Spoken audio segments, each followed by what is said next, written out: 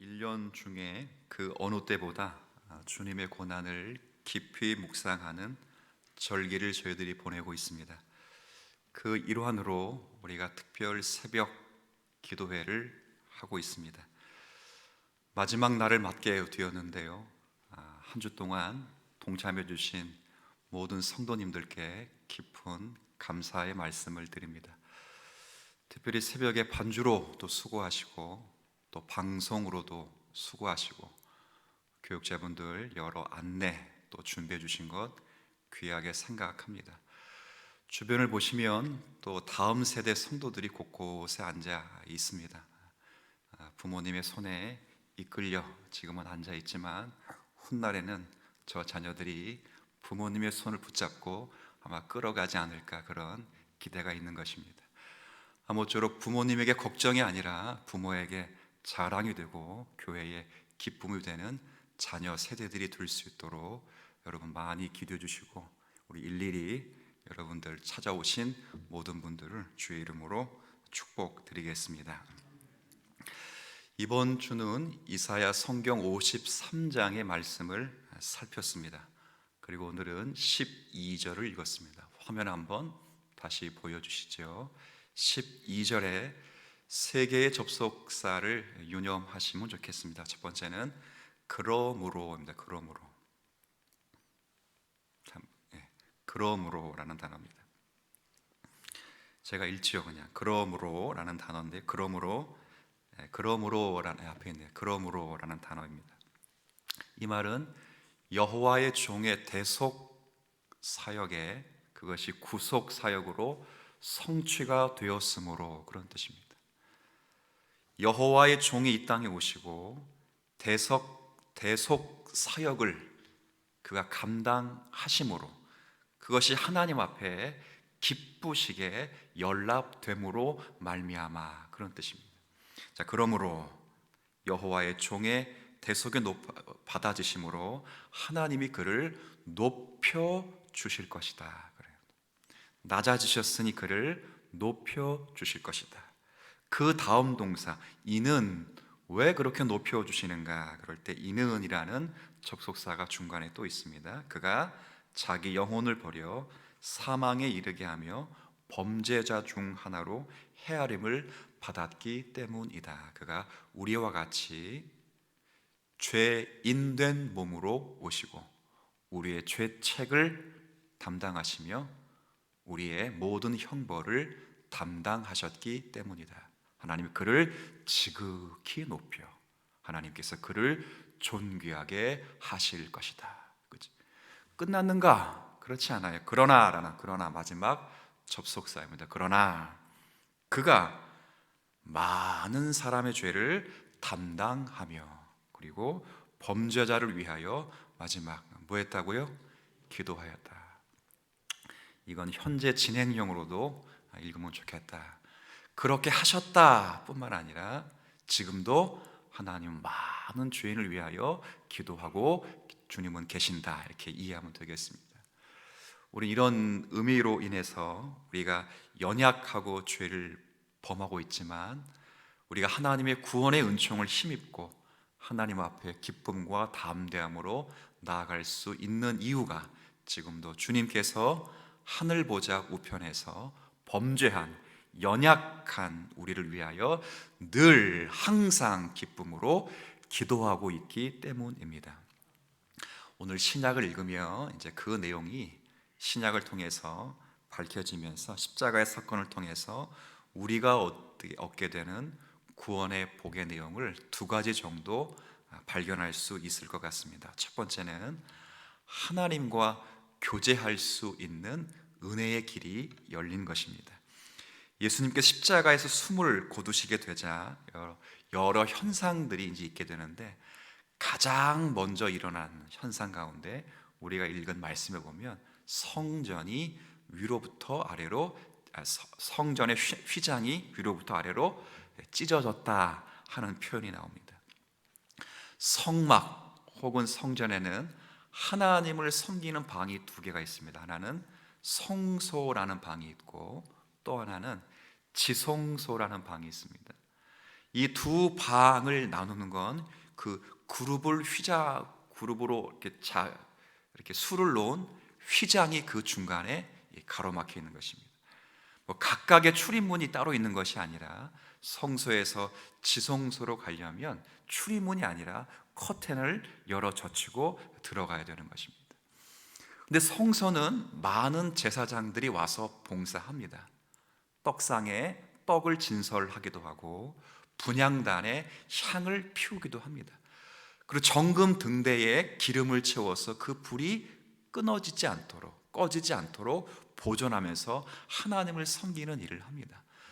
근데 그 많은 제사장들 중에 어느 누구도 휘장을 열고 지성소로 들어갈 수는 없습니다. 지성소로 들어가려면 1년에 딱 한 번, 그것도 7월 10일 대속죄일이 되면 허락받은 대제사장 한 분만이 짐승의 피를 가지고 휘장을 열어 젖히고 지성소로 돌아가서 속죄소에 피를 뿌림으로 정결 의식을 하게 되는 것입니다. 아무나 들어갈 수 없습니다. 1년에 딱 한 번 들어가고 한 사람에게만 허락되었다는 것은 예표적인 성격입니다. 훗날에 여호와의 종이 딱 한 번 그렇게 지성소에 들어가서 자신의 육체를 드리게 되면 이제 성소에서 지성소로 마음껏 나아갈 수 있는 은혜의 길이 열릴 것이다 하는 것을 예표해 주는 것입니다. 오늘 마태복음 27장을 읽은 말씀에 보면 이제 예수님이 죽으신 직후에 지성소를 가로막고 있던 휘장이 찢어졌습니다. 오늘 읽었던 말씀 가운데 50절, 51절에 보면 예수께서 다시 크게 소리 지르시고 영혼이 떠나시니라. 이에 성소 휘장이 위로부터 아래까지 찢어져서 둘이 되었다. 완전히 찢어진 것입니다. 무엇을 상징하는 것입니까? 하나님과 인간 사이에 죄로 인해 막혔던 모든 교제의 문이 활짝 열리게 되었다 그 말입니다. 활짝 열린 것입니다. 예수님께서 많은 범죄자를 위하여 기도하셨던 것처럼 그가 기도하심으로 말미암아 연약하고 부족하고 죄 많은 인생이 하나님 앞에 은혜의 보좌 앞에 마음껏 나아갈 수 있는 길이 열리는 것처럼 예수님께서 자신의 육체를 드리게 됨으로 인하여 이제 모든 만족의 교리가 다 성취가 되고 나면 하나님의 자녀가 마음껏 은혜의 보좌 앞에 나아갈 수 있는 것입니다. 히브리서 10장 19절과 20절에는 히브리서 기자가 그리스도의 한 영원한 제사를 통해서 구원을 마련해 주신 것을 이렇게 표현해 두었습니다. 그러므로 형제들아 우리가 예수의 피를 힘입어 성소에 들어갈 담력을 얻었나니 그 길은 우리를 위하여 휘장 가운데로 열어 놓으신 새로운 그리고 살아있는 길이라. 옛날에 죽은 길이 아니다. 율법을 다 지켜서 구원을 얻게 하는 그런 길이 아니다. 이것은 새로운 길이요 살아있는 길이다. 뭐냐? 휘장을 열어 제친 것이다.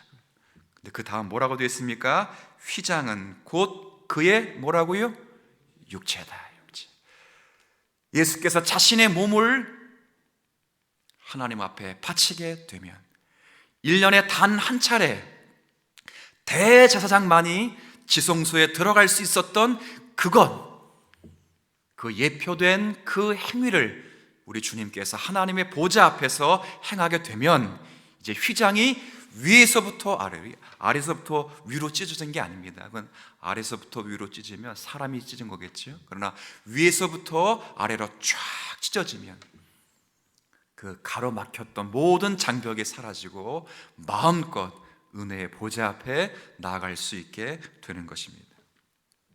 저는요 고난 주간을 보내면서 주님의 고난을 무엇보다도 잘 묵상한 성도들이라면 이제 첫 번째 적용으로 뭘 해야 되는가 그럴 때 은혜의 보좌 앞에 다 담대히 나아가는 성도들이 되어야 한다. 저는 그렇게 생각을 합니다. 한번 생각해 보십시오. 유대인들은 하나님을 아버지라고 잘 부르지 못합니다.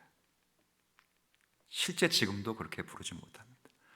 근데 지금은 우리 모든 신앙인들이 하나님을 부를 때 뭐라고 부르냐면 하나님 하고 그 다음 뭐라고 붙이죠?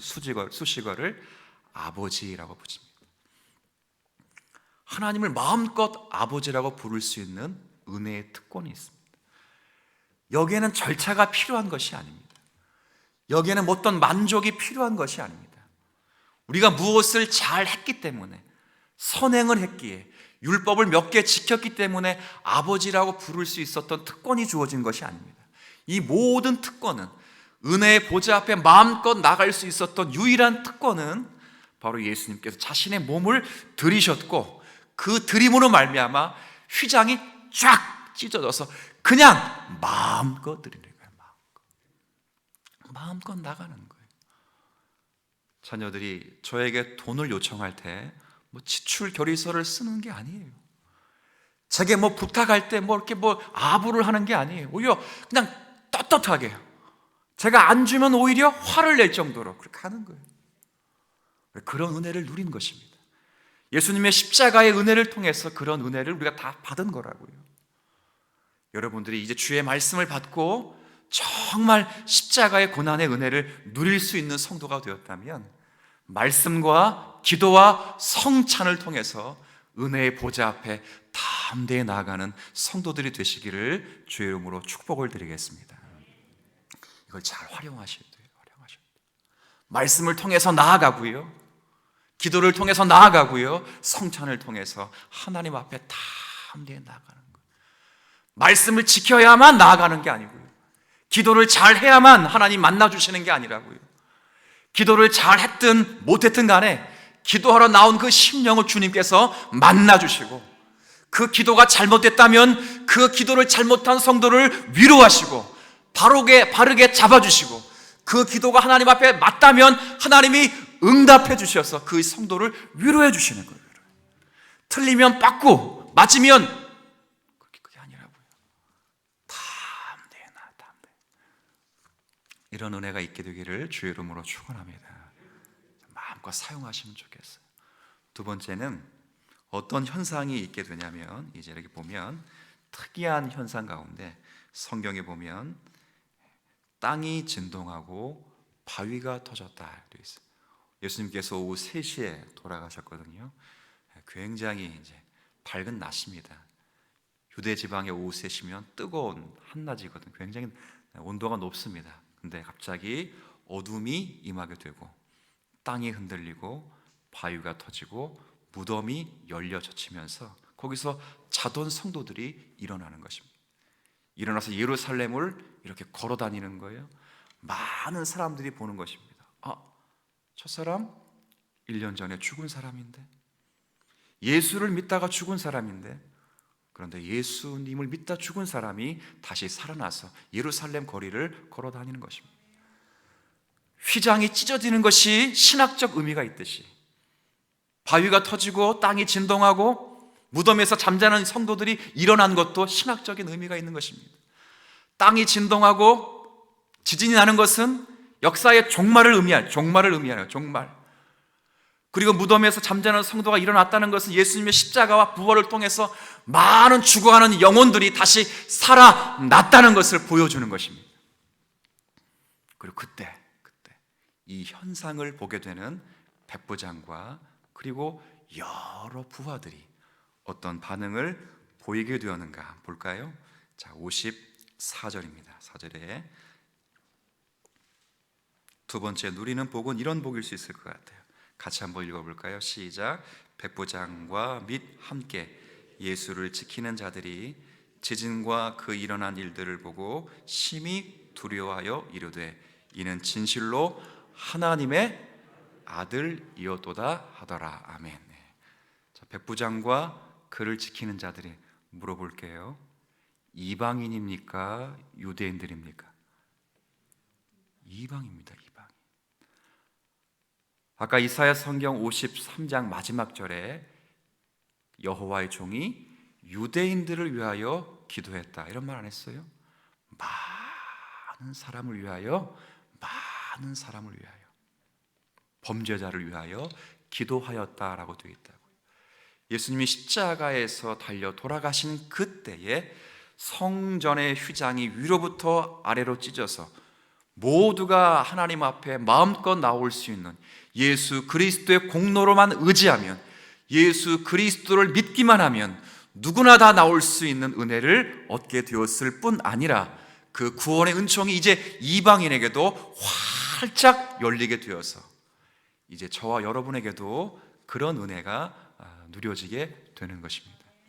십자가의 은혜를 잘 아는 성도들은 첫 번째, 아까 말씀드린 바와 같이 은혜의 보좌 앞에 말씀과 기도와 성찬을 통해서 마음껏 나아가고, 두 번째는 그 은혜를 이방인들에게 전하는 것입니다. 우리도 원래는 이방인이었습니다. 예수님이 살아계신다, 예수님이 우리의 구원자이시다, 내가 복음을 잘 전해야 그들이 변화되는 것이 아닙니다. 내가 예수님만을 확실하게 증거하면 하나님께서 택한 백성들의 심령을 유혹해 하셔서 그 심령이 예수의 말씀에 반응할 수 있도록 은혜를 주시는 겁니다. 아무리 지혜롭게, 아무리 설득력 있게, 아무리 논리적으로 잘 전해도 하나님의 성령이 그의 마음을 감동시키지 않으시면 절대 깨달을 수가 없는 것입니다.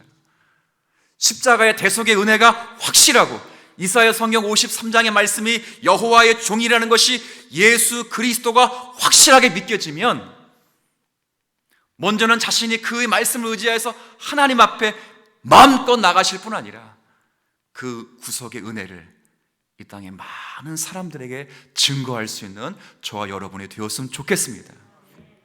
여러분의 자녀에게 부지런히 전하십시오.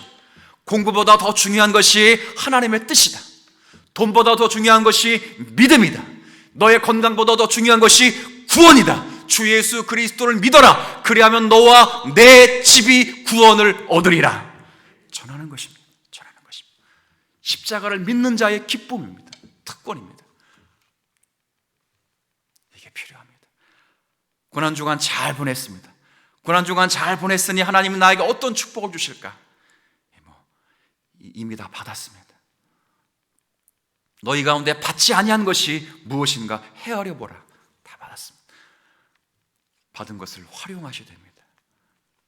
여러분 개인으로는 하나님 앞에 나아가십시오. 죄를 지어도 담대히 담대히 여러분을 위하여 지금도 기도하시는 주님이 계신 것입니다. 그분은 비하된 주님이 아니십니다.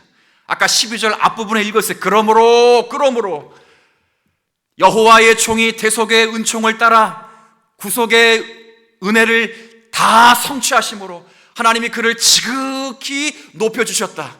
그러나 지극히 높여주신 그 주님이 지금 지극히 높여서 그냥 혼자 그렇게 찬양만을 받고 있는 것이 아니라 찬양받고 있는 그 자리에 지금도 많은 사람을 위하여 기도하고 계신다, 그 말이에요. 담대히 나아가는 거예요. 보상을 위해 나가지 않고, 협상을 위해 나아가지 않고 담대히 나아가고, 그리고 그 은혜를 여러분 주변에 전하는 거예요. 기쁨으로 전하는 거예요. 오늘 이 말씀을 듣고 고난주간을 마무리하는 성도 여러분, 그 길이 이미 열렸습니다. 그리고 여러분의 입술과 여러분의 심령에 하나님의 권세를 주셔서 여러분이 전한 그 말씀을 통해 주의 나라가 점점 확장될 수 있도록 은혜를 베풀어 주실 것입니다. 이 은혜가 우리 모두에게 가득하게 되시기를 주의 이름으로 축복드리겠습니다. 하나님 아버지, 한 주간 동안 고난주간을 보냈습니다. 고난주간을 보내는 중에 특별히 이사야 53장의 복음의 말씀을 들었습니다. 구약 가운데 가장 복음의 핵심이 농축되어 있는 그 말씀을 읽었습니다. 누군가가 우리에게 물어보면, 구약 가운데 복음이 어디 있느냐라고 물어보면 이사야 53장을 읽어줄 수 있는 성도들이 되길 원합니다. 그리고 빌립 집사님처럼 그 글을 시작하여 예수를 전할 수 있는 축복이 있기를 원합니다. 유대인들이 가장 안 읽는 성경, 아니 의도적으로 빼놓고 읽는 그 성경 53장을 신약의 성도들로 받게 하심을 감사합니다. 이 글을 읽고 여호와의 종이 누군지를 아시고, 이 글을 읽고 여호와의 종이 무엇을 하셨는지를 알았다면 이제 우리는 은혜의 보좌 앞에 담대히 나아갈 수 있는 특권이 있는 것입니다.